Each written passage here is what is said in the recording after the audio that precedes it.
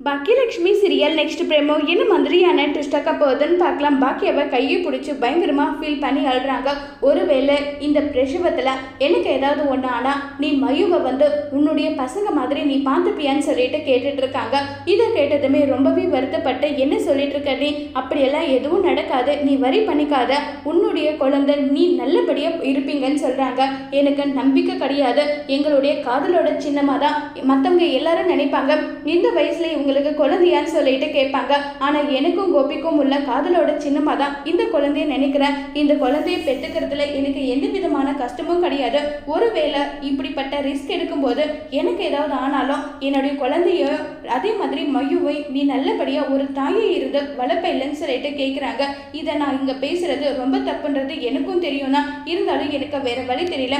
உன்னை விட ஒரு நல்ல அம்மா என்னுடைய பொண்ணுக்கு கிடைக்க மாட்டாங்க. நீ என்னுடைய குழந்தைய நல்லபடியாக பார்த்துப்பியான்னு சொல்லி கேட்குறாங்க.